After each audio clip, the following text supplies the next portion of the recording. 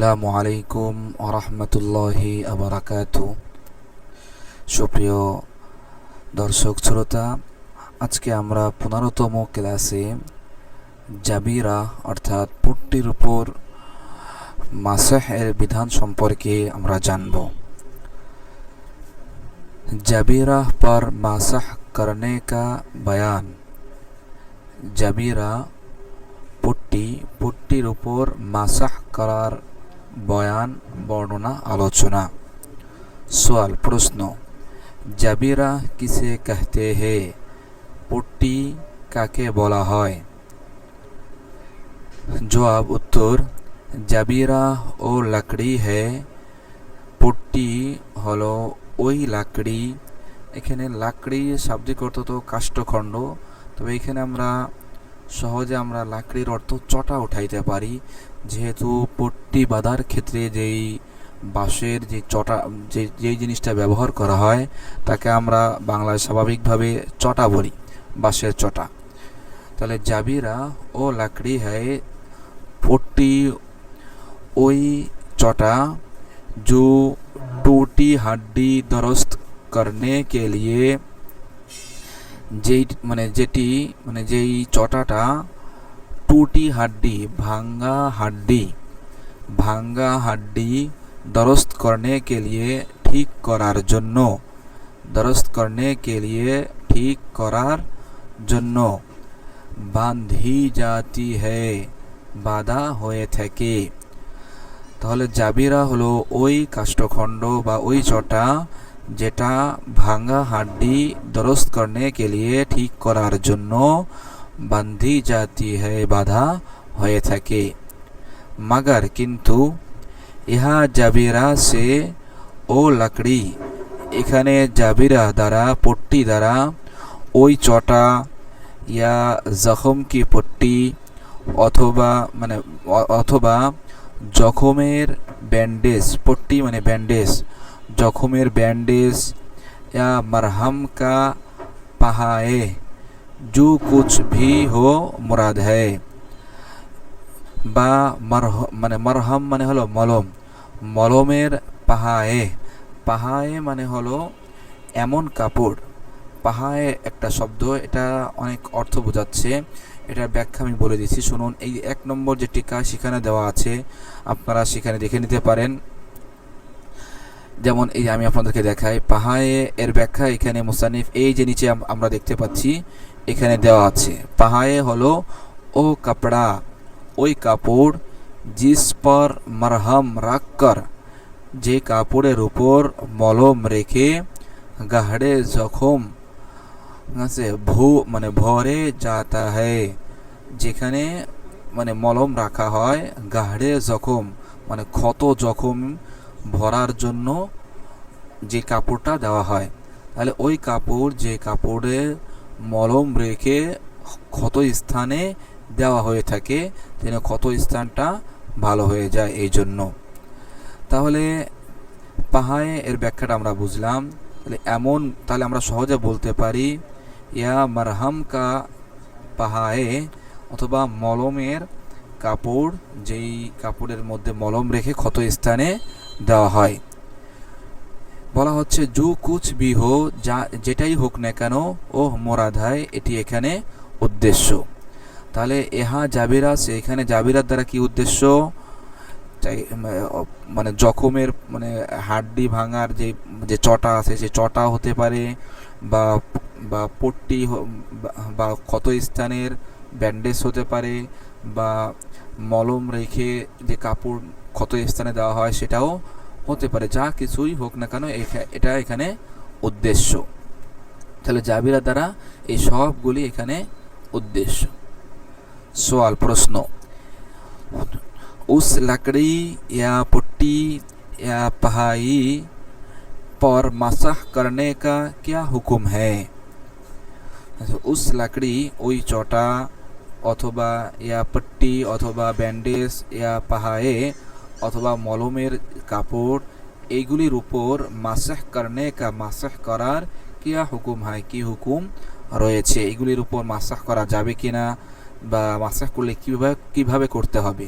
জবাব, উত্তর, अगर उस लकड़ी या पट्टी का खोलना যদি ওই চটা অথবা ব্যান্ডেজ খোলা और পাহায়ে কা নিকালনা অথবা এই মলমের কাপড় এটিকে বের করা নিকালনা মলমের কাপড় যেটা ক্ষত স্থানে দেওয়া হয়েছে এটাকে বের করা নুকসান পৌঁছায় ক্ষতি হয় ক্ষতি পৌঁছায় এটা বের করার দ্বারা যদি ক্ষতি হয় या বা সख्त तकलीफ होती অথবা খুব কষ্ট হয় तकलीफ মানে কষ্ট सख्त মানে খুব या सख्त तकलीफ होती অথবা খুব কষ্ট হয় होती हो तो उस लकड़ी और पुट्टी और पहाए पर मसह कर लेना जायज़ है তাহলে ওই চটা और অথবা ব্যান্ডেজ বা পাহায়ে অথবা এই মলমের কাপড়ের উপর মাসেহ করে নেওয়া জায়েজ আছে। এর পরের প্রশ্নটা দেখি। সওয়াল প্রশ্ন कितनी पट्टी पर मासह करे कितनी पट्टी पर मासह करे কোন পট্টির উপর বা ব্যান্ডেজের উপর মাসেহ করবে। পিছনে সোয়ালের মধ্যে আমরা তিনটা পট্টি ব্যান্ডেজের সম্পর্কে জানছি। তো এখন এই তিন প্রকারের ব্যান্ডেজের উপর কোন প্রকারের ব্যান্ডেজের উপর মাসাহ করা যাবে সেই ব্যাপারে জিজ্ঞাসা করা হচ্ছে। কিতনি পট্টি পর মাসাহ করে কোন প্রকার পট্টি ব্যান্ডেজের উপর মাসাহ করবে। জবাব উত্তর সারে পট্টি পর মাসাহ করনা চাহে সমস্ত ব্যান্ডেজের উপরেই মাসাহ করা চাই। চাহে উচ্চারণটা আমরা ভালো করে দেখি চাহে হ্যাঁ এই হামজাটা অত ভালো সুন্দর স্পষ্ট হবে না হালকা হবে চাহে সমস্ত ব্যান্ডেজের উপরেই মাসাহ করা যায় কোনো সমস্যা নেই। খাওয়া उसके नीचे जख्म हो या ना हो চাই তার নিচে জখম থাকুক বা না থাকুক। হ্যাঁ ব্যান্ডেজ করা হয়েছে আগে ক্ষত ছিল এখন দেখা গেছে প্রায় সেরেই গেছে বা একেবারে সেরে গেছে এখনও ব্যান্ডেজটা পড়ে যায় নাই তাহলে এই অবস্থায় কী করা যায় এর উপরে মাসাহ করা যায় যেটা আমরা এখান থেকে জানলাম। তার নিচে জখম থাকুক চাই না हो जख्म ना থাকুক। सवाल प्रश्न अगर पट्टी खोलने से नुकसान और तकलीफ़ ना हो तो क्या हुक्म है। हाँ যদি পট্টি ব্যান্ডেজে খোলার দ্বারা কোনো ধরনের ক্ষতি আর তাকলিফ না হয় কষ্ট না হয় তাহলে কি হুকুম তাহলে क्या हुकुम হয় তাহলে এই পট্টির কি হুকুম এটার উপরে মাসাহ করবে না খুলবে এই বিষয়টি এই জিজ্ঞাসা করা হয়েছে। জবাব उत्तर अगर जख्म को पानी से धोना नुकसान ना पहुँचाए যদি ক্ষত স্থানে পানি দ্বারা পানি দিয়ে ধৌত করার দ্বারা নুকসান না পৌঁছায় ক্ষতি না হয় তো ধোনা জরুরি है তাহলে ওই ক্ষত স্থানটা ধোয়া জরুরি।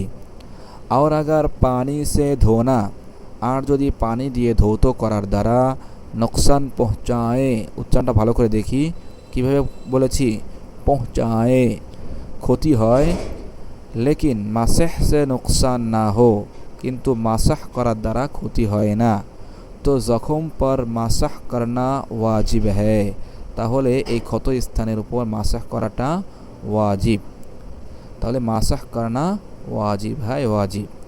और जब जख्म पर मासाह करना भी नुकसान पहुँचाए আর যদি জখমটা এই পর্যায়ের হয় যে और जब जख्म पर जख्मेर উপর मासाह करना भी मासाह করার দ্বারাও नुकसान पहुँचाए क्षति হয় उस वक्त पट्टी या पहाए पर मासाह करना जायज़ है তাহলে এই ক্ষেত্রে उस वक्त ওই সময় পট্টি ব্যান্ডেজ या पहाए অথবা ওই মলমের কাপড় এর উপরেই মাসাহ করে নেওয়া জায়েজ হয় জায়েজ আছে। তাহলে ব্যান্ডেজের বিষয়ে আমরা আজকের ক্লাসে জানতে পারলাম। আগামী ক্লাসে ইনশাআল্লাহ আমরা নাজাসাতে হাকিকিয়ার আলোচনা পড়ব। ক্লাস শেষ করার পূর্বে আরেকবার আমি আপনাদেরকে পড়ে শোনাই দিচ্ছি যাতে করে অস্পষ্ট থাকলে অস্পষ্টটা দূর হয়ে যায়। জাবিরা पर मासह करने का बयान, পট্টির উপর মাসহ করার আলোচনা। সোয়াল প্রশ্ন, জাবিরা কিসে कहते हैं, পট্টি কাকে বলা হয়ে থাকে? জবাব উত্তর, জাবিরা ও लकड़ी है, পট্টি ওই চটা ওই কাষ্ঠখণ্ড जो टूटी हड्डी दरस्त करने के लिए, যেটি ভাঙা হাড্ডি ঠিক করার জন্য বান্ধি জাতি है, বাঁধা হয়ে থাকে। মাগার কিন্তু ইহা তাহলে জাবিরা কাকে বলা হয় সেটার পরিচয় দেওয়া হলো। এখন বলা হচ্ছে এখানে জাবিরা দ্বারা উদ্দেশ্য কি। মাগার ইহা জাবিরা সে, কিন্তু এখানে জাবিরা দ্বারা ও লাকড়ি ওই চটা, ইয়া জখমি কি পট্টি অথবা ব্যান্ডেজের অথবা জখমের পট্টি, ইয়া মারহাম কা পাহায়ে অথবা মলমের কাপড়, जो कुछ भी हो যা কিছু হোক না কেন, যেটাই হোক না কেন, मुराद है এখানে উদ্দেশ্য। सवाल प्रश्न, उस लकड़ी या पट्टी या पहाए पर मासह करने का क्या हुक्म है? ওই পট্টি মানে উস লাকড়ি ওই কাষ্ঠ মানে ওই চটা অথবা পট্টি অথবা পাহায়ে অথবা মলমের কাপড় এগুলির উপর মাসহ করার কি হুকুম রয়েছে শরিয়াতে? क्या हुक्म है कि हुक्म রয়েছে? জবাব উত্তর, अगर उस लकड़ी या पट्टी যদি ওই চটা অথবা बैंडेज पट्टी का खोलना, बैंडेज खोला और पहाए का निकालना বা মলমের কাপড় বের করার দ্বারা नुकसान पहुँचाए ক্ষতি হয়, या सख्त तकलीफ़ होती অথবা খুব কষ্ট হয়, तो उस लकड़ी और पट्टी और पहाए पर मासह कर लेना जायज़ है। তাহলে ওই চটা অথবা ব্যান্ডেজ বা এই মলমের কাপড় এইগুলির উপর মাসহ করে নেওয়া জায়েজ আছে। সওয়াল প্রশ্ন, कितनी पट्टी पर मासह करे, কোন প্রকার পট্টি বা ব্যান্ডেজের উপর মাসহ করবে? জবাব, সারি পট্টি पर मासह करना चाहे, সমস্ত ব্যান্ডেজের উপরেই মাসহ করা চাই, মাসহ করা যায়, কোনো সমস্যা নেই। খাওয়া उसके नीचे जख्म हो या ना हो, চাই তার নিচে জখম থাকুক বা না থাকুক। सवाल प्रश्न, अगर पट्टी खोलने से नुकसान और तकलीफ़ ना हो तो क्या हुक्म है? যদি ব্যান্ডেজ খোলার দ্বারা ক্ষতি অথবা কষ্ট না হয় তাহলে কি হুকুম, তাহলে এই ক্ষেত্রে কি করবে?